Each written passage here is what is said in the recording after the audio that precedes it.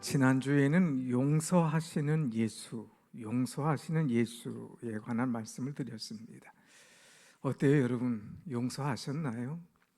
용서가 잘 되나요? 말씀대로 실천하셨나요?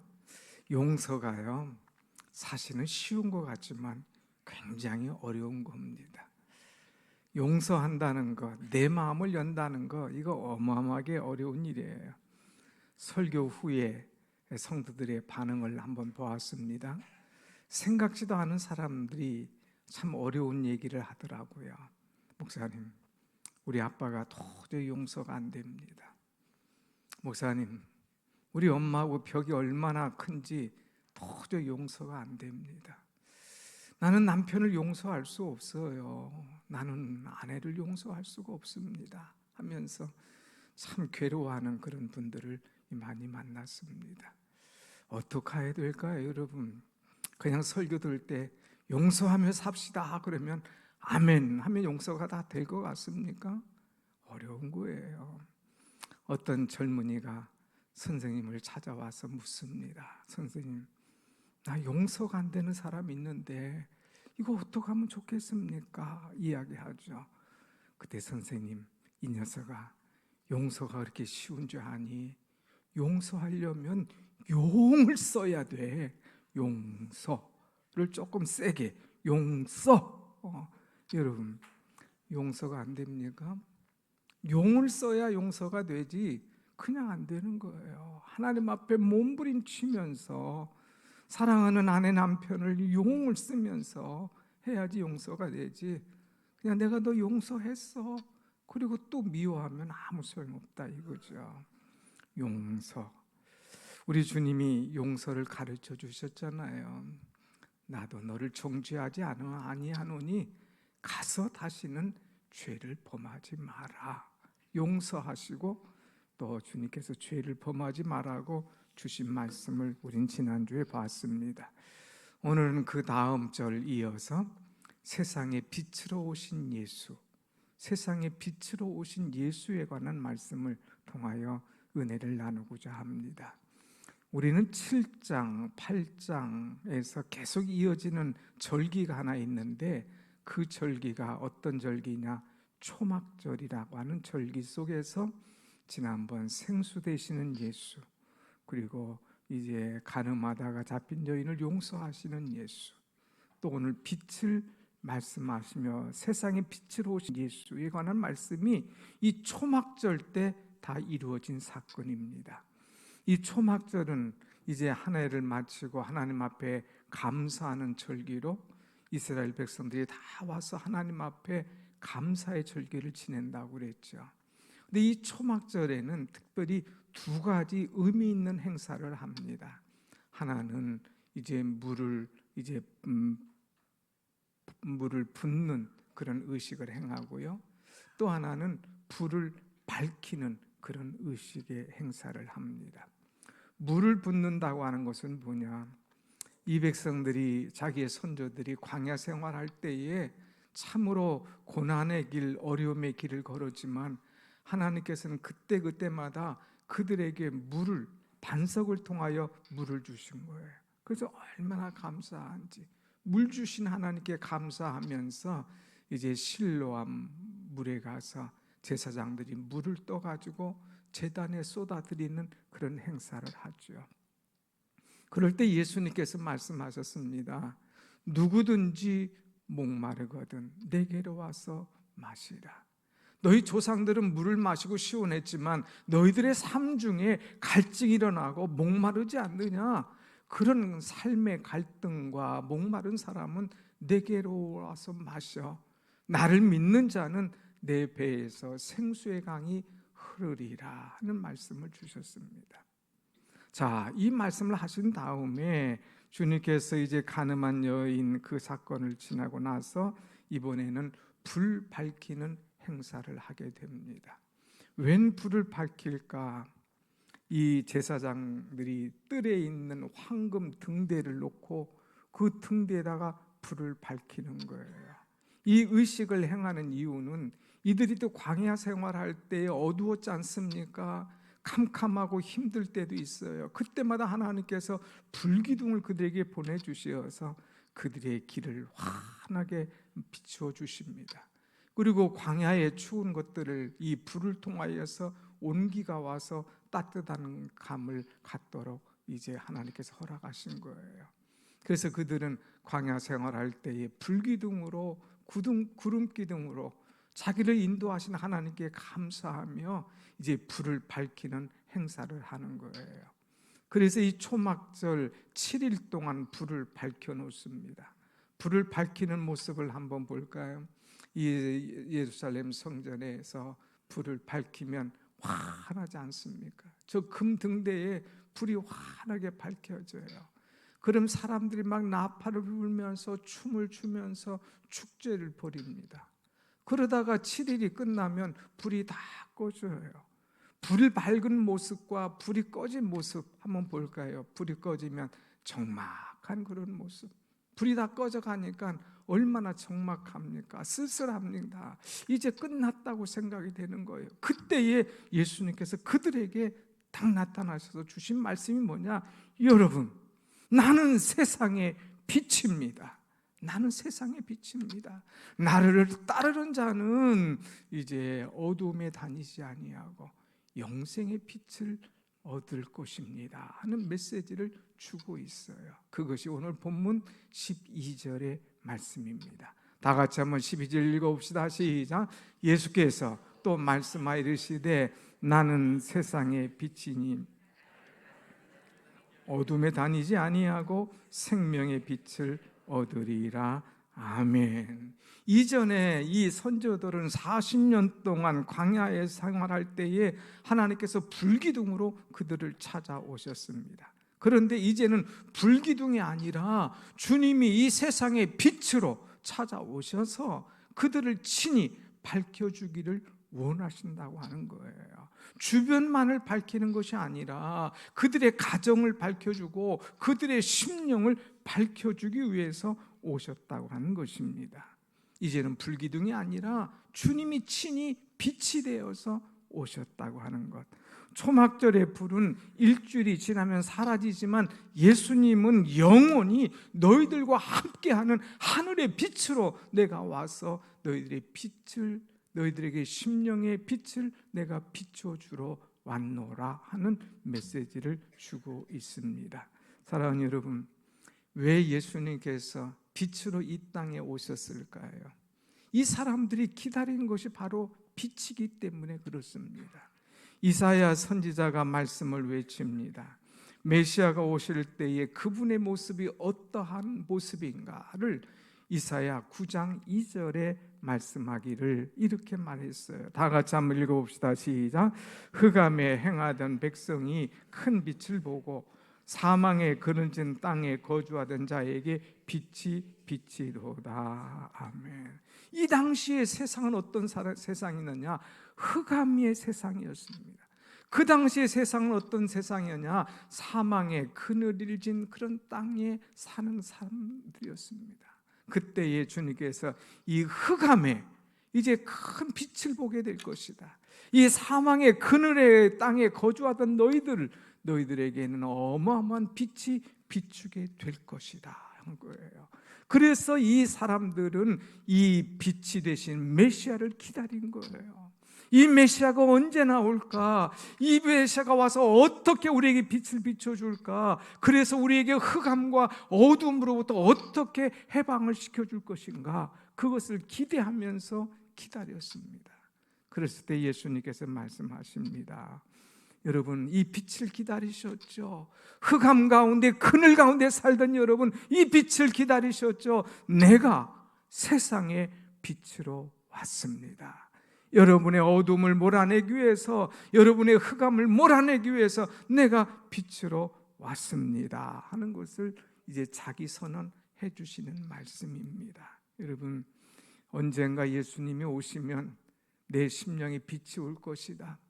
언젠가 메시아가 오면 우리 가정에, 우리나라에 빛을 비춰줄 것이다. 기대했던 그들에게 소망을 주시며 내가 빛으로 이 땅에 왔노라 하고 자기 선언을 분명하게 하시는 예수님을 볼 수가 있습니다. 사랑하는 여러분, 세상에 빛으로 오신 예수님을 내가 영접하면 우리의 심령의 모든 어두운 것이 몰아내고 모든 답답한 것들이 사라지고 내 안에 빛으로 은혜로 충만하게 비춰질 줄로 믿습니다. 아멘. 예수님께서 세상에 빛이라고 자신을 소개했는데 왜 빛이라고 하셨을까?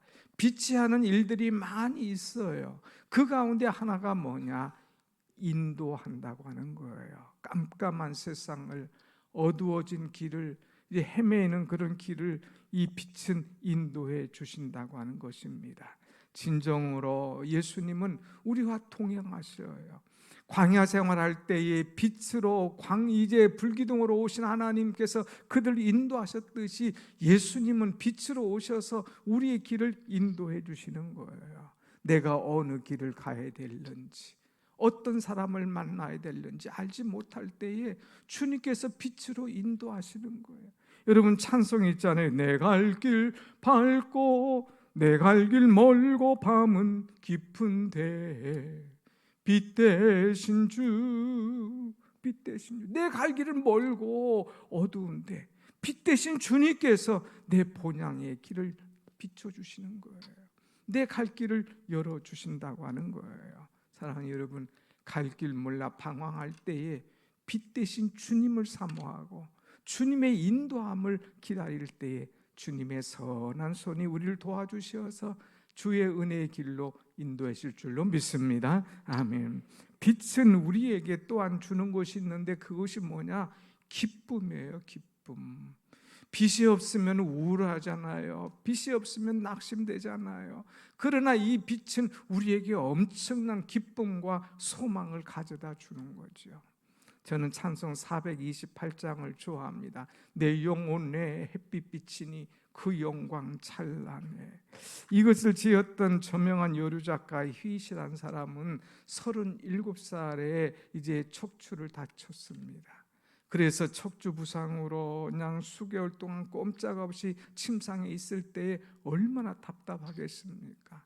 겨울을 나고 봄이 왔는데 창너머로 이렇게 보니까 새싹이 이렇게 올라오는 것이 보이는 거예요. 그 추운 겨울, 다 죽었던 것 같은데 햇빛이 비치니까 이것이 쭉 올라올 때 소망이 생기는 거예요. 저 민물인 저 생명체 저거 작은 것도 햇빛이 비치니 이렇게 올라오는데 내 영혼에 주님 빛을 비춰주실 때에 나도 찬란한 빛과 기쁨과 은혜가 있지 않겠느냐, 막 감동이 오는 거예요.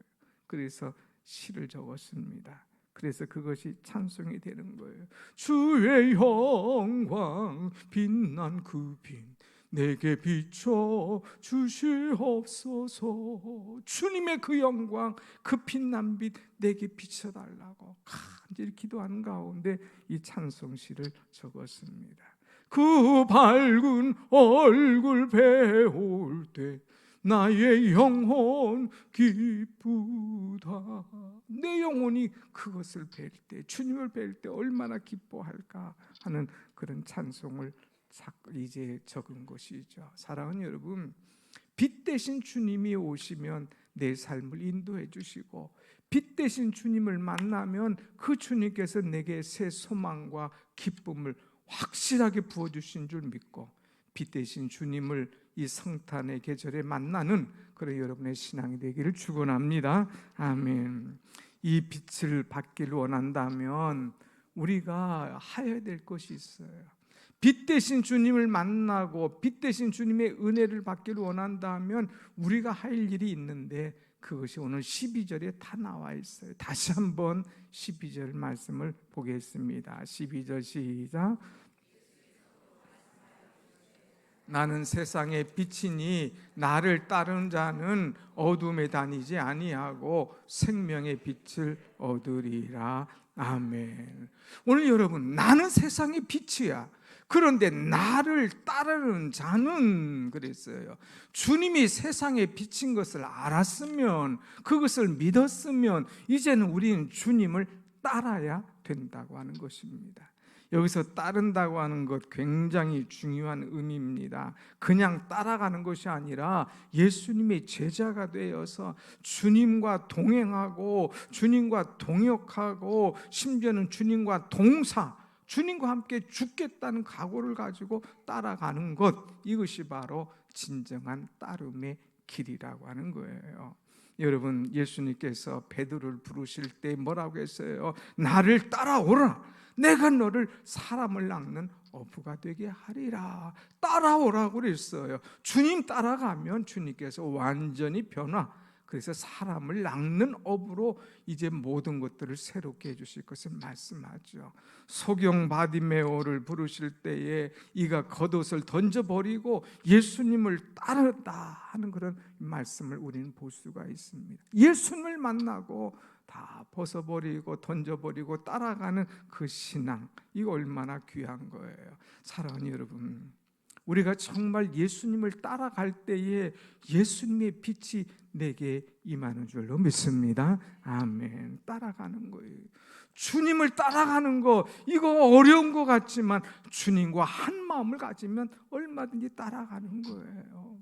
여러분이 결혼할 때 처음에 마음 어떻습니까? 사랑하니까 어디를 가든지 가겠다고 하는 그런 마음이 있잖아요.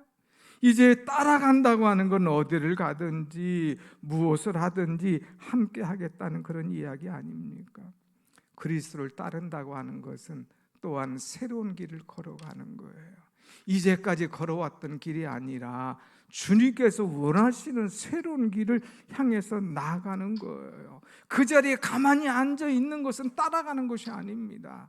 일어나서 이제 다시금 새롭게 나가는 것, 어두운 자리, 불의한 자리, 원하지 않는 자리, 이 자리에서 일어나서 주님께서 원하시는 자리로 나아가는 것, 이것이 진정한 따름이라 이야기할 수가 있습니다.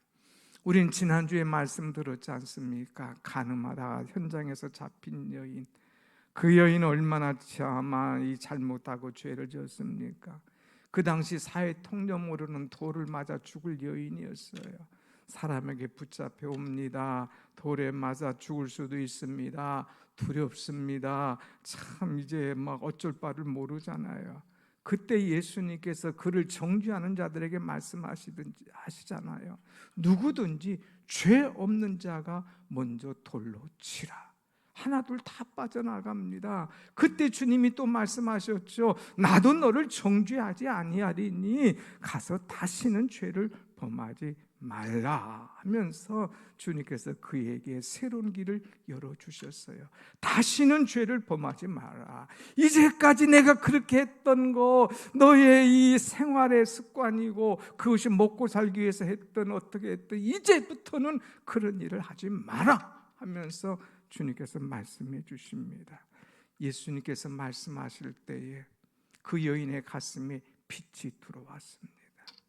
그 어두워진 그의 마음속에, 두려워하는 그 마음속에 주님의 말씀이 빛으로 와서 닿을 때에 두려움이 물러가고 평안이 온 거예요. 그 여인의 마음에 주님의 말씀이 올 때에 이제는 죄가 사라지고 이제 기쁨과 용서와 새로운 길을 열어주시는 주님의 은총을 체험하게 된 겁니다. 그래서 그는 다른 길을 걸어갔어요. 그래서 그 여인이 누가 됐다고 그랬어요? 나중에 막달라 마리아, 부활하신 예수님을 가장 처음 만나는 그런 존귀한 여인으로 바뀌어졌다고 하는 그런 이야기죠. 사랑하는 여러분, 예수님을 따르면 우리의 삶이 새로워질 줄로 믿습니다. 아멘. 그래서 예수님께서 마태복음 11장 28절에 말씀하십니다. 수고하고 무거운 짐진 자들아 다 내게로 오라. 내가 너를 쉬게 하리라.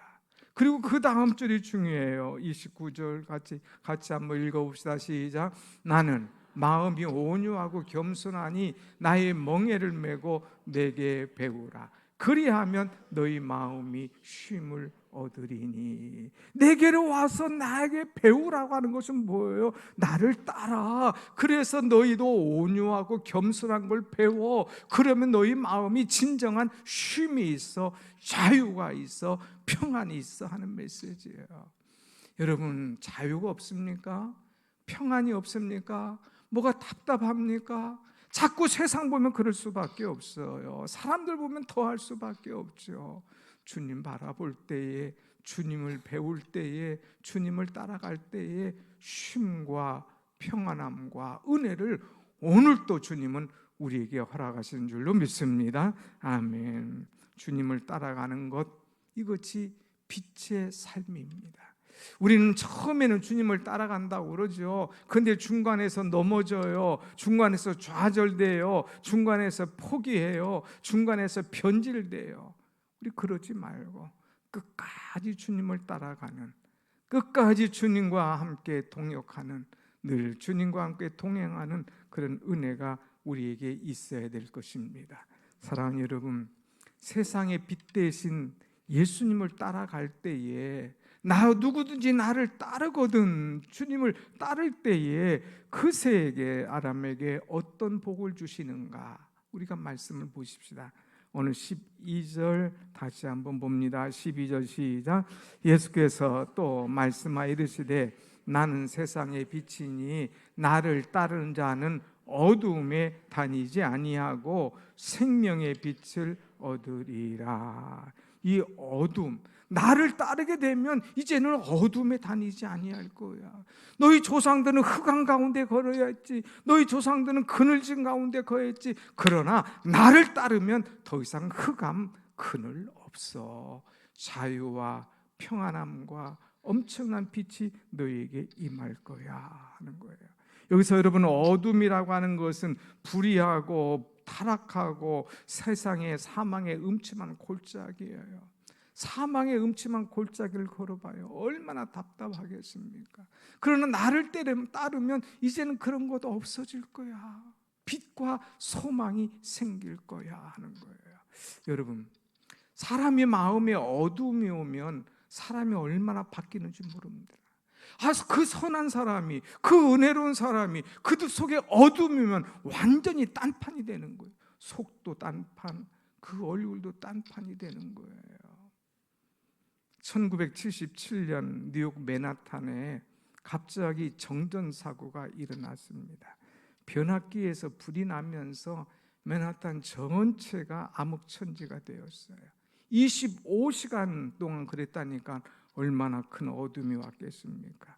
그 사이에 무슨 일이 벌어졌느냐면 사람들이 폭도로 바뀌어졌다는 거예요.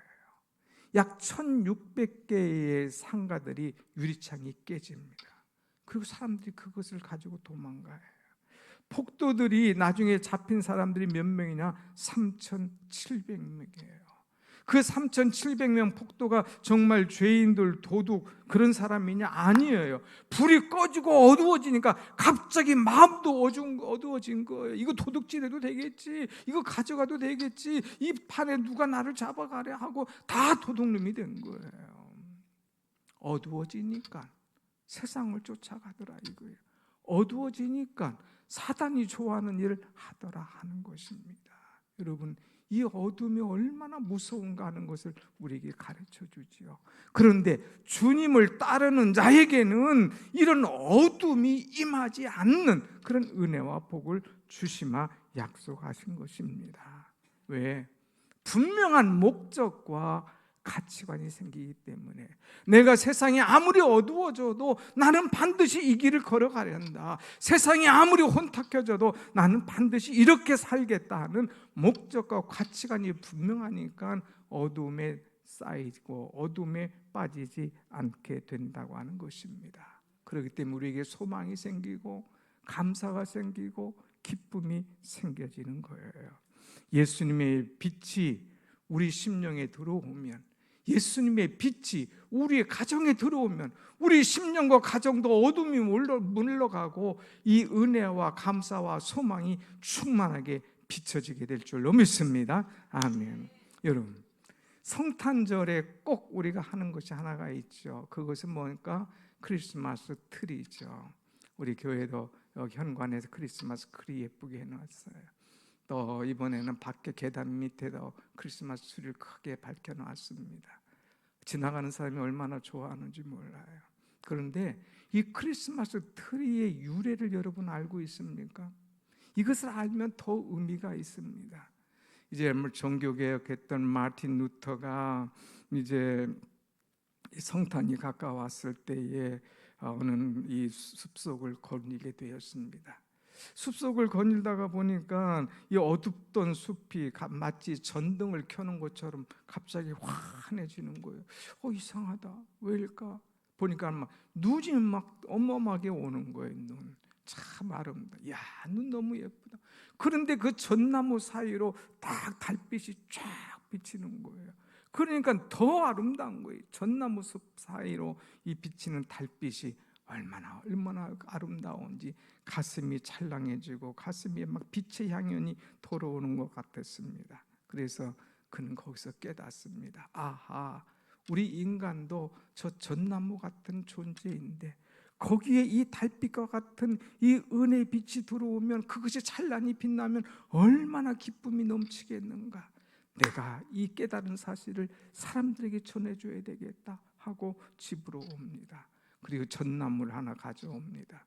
그리고 거기에다가 추리를 이제 만들고 꽃등을 이렇게 이 불등을 이렇게 만들어 놓습니다.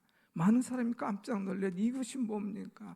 예, 우리 인간은 전나무 같은 존재지만 여기 빛을 밝혀지고 이 빛을 볼 때에 얼마나 기쁩니까? 예수님은 빛으로 이 땅에 오셨습니다. 이 빛 대신 예수님이 우리 가정을 밝혀주길 원합니다. 이 빛이 들어오면 어둠이 물러갑니다. 이 빛이 얼마나 주님의 은혜로운 빛이요, 사랑의 빛이요, 축복의 빛인지 모릅니다. 정말 그렇네.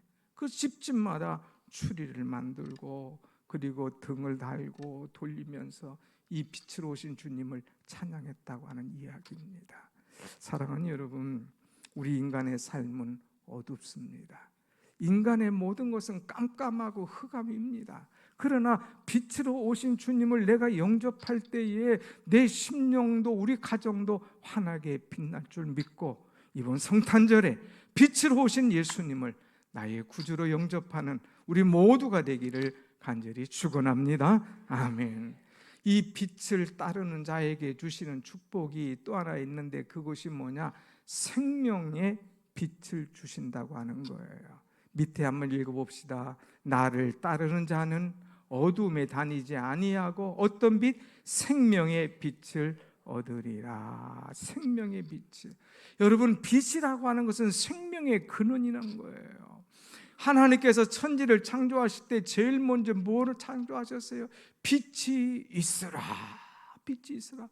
말씀할 때 빛이 쫙 나타나죠. 그때 흑암이 다 물러갑니다. 그러면서 살아나는 그런 역사가 일어나는 거예요. 예수님께서 이 땅에 오실 때 제일 먼저 무엇으로 오셨냐? 빛으로 오셨어요. 요한복음 1장 강해할 때도 빛으로 오신 예수님 하는 말씀을 드렸지 않습니까? 그래서 요한복음에서는 수없이 빛이란 단어가 나오게 되는 것을 우리는 볼 수가 있습니다. 빛을 받아야 돼요.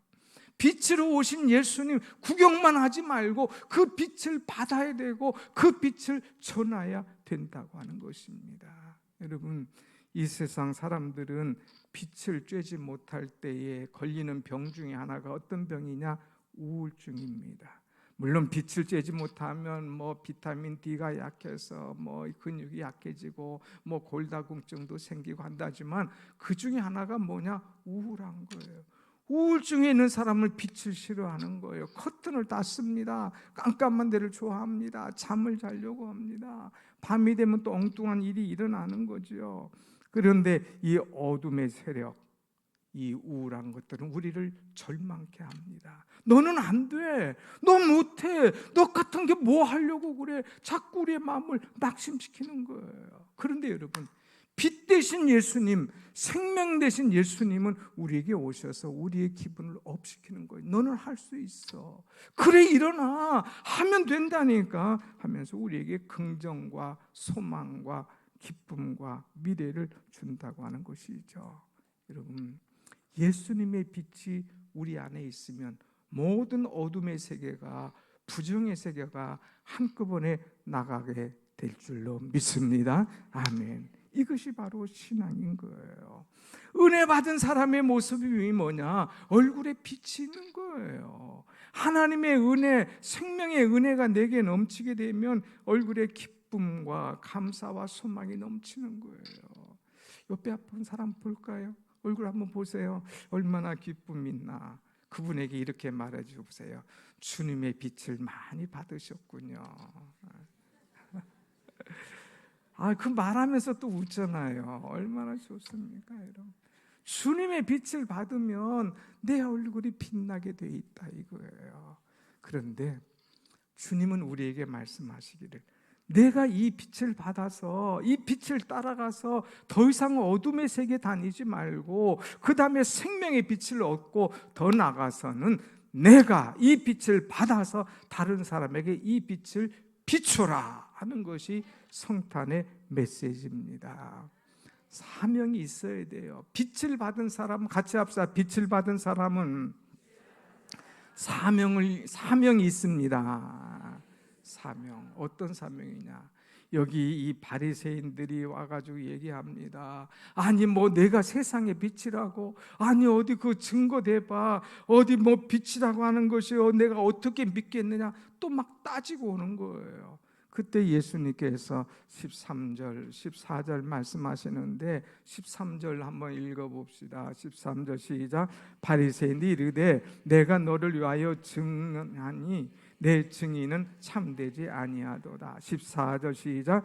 예수께서 대답하여 이르시되 내가 나를 위하여 증언하여도 내 증인이 참되니.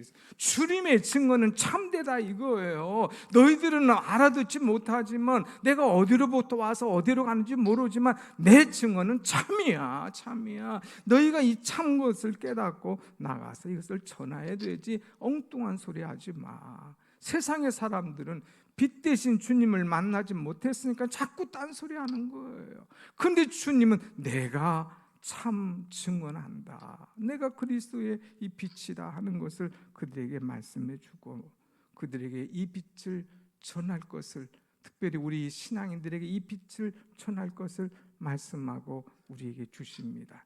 그래서 여러분, 이 마태복음 5장 16절에 보면 이제 우리에게 세상의 빛이 되어서 전하게 할 것을 부탁하는 말씀이 있죠.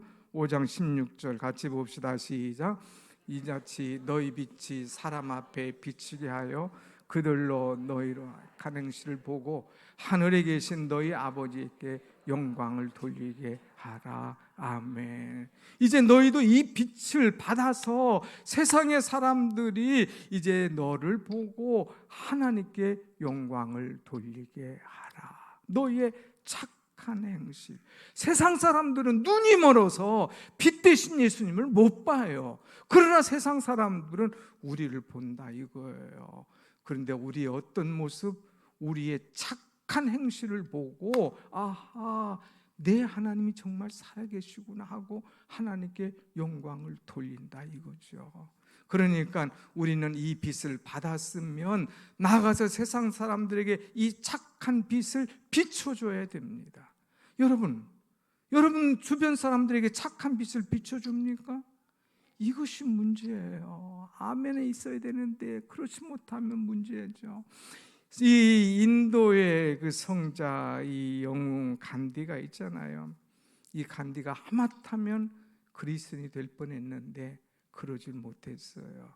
그래서 그가 이 영국 선교사가 와서 물었습니다. 아니 인도에서 복음을 전하는데 가장 방해되는 것이 있다면 뭐라고 생각합니까? 하고 그에게 물었어요. 그랬더니 이 간디가 대답합니다. 기독교의 가장 큰 이 장애물은 바로 그리스도인입니다.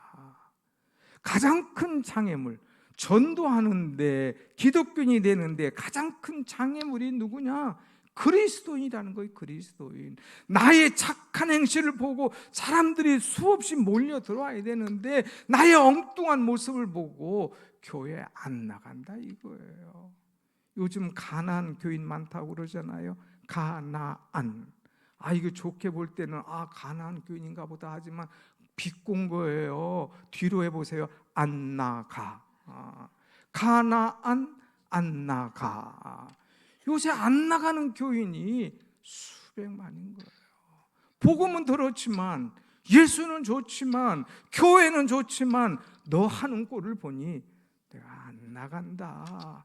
오히려 전도에 방해가 되는 것이 누구냐? 그리스도인이라고 하는 것. 이거 우리가 새겨 들어야 됩니다. 이제 주님이 너희의 착한 행실을 보고 사람들이 다 내게로 와서 하나님께 영광을 돌리게 하라 그러는데, 정반대의 길을 걸어가고 있는 우리의 모습 아니냐 이거예요. 그렇기 때문에 빛의 자녀라면 인격적인 사람, 빛의 자녀라면 사람들에게 모범이 되는 사람, 빛의 자녀라면 사람들에게 영향을 끼치는 그런 사람, 그래서 하나님께 영광이 되는 그런 삶을 살아라 말씀을 주고 있는 것이죠. 사랑하는 여러분, 이제 내일 모레면 성탄절이죠. 우리는 성탄, 빛으로 오신 예수, 성탄에 빛이 빠지면 아무것도 아니지 않습니까? 빛으로 오신 예수님을 나의 구주로 영접하고, 빛으로 오신 예수님을 내 가정에 영접하고, 거기에 빛을 밝혀야 돼요. 크리스마스 트리는 안 해봤을지 모르지만 그 빛이 밝아져야 돼요. 그래서 내 가정을 보고, 그래서 많은 사람들이 내 믿는 모습을 보고 주 앞으로 돌아오게 할 수 있는, 그래서 어둠이 몰아가고 그들에게 생명의 빛을 비추는 참된 빛의 전달자 그리스도인들이 다 되시기를 간절히 축원합니다. 아멘. 우리가 함께 이 시간 기도해 봅시다. 나는 어떤 존재로 살았는가? 주님, 나는 정말 빛의 사자로 살았는가? 나는 빛으로 예수님을 영접하고 사람 한 주님을 따르며 믿는 사람답게 살았는가? 나는 예수님과 함께 산다가면서 아직도 어둠에 있지 않는가? 영생의 빛이 내게 있지 않는가? 나를 돌아보게 하시고 주님이 빛을 전하며 이 빛을 나타내며 이 빛을 증거할 수 있는 주의 사람을 되게 해달라고 다 같이 우리 한 목소리로 기도하겠습니다.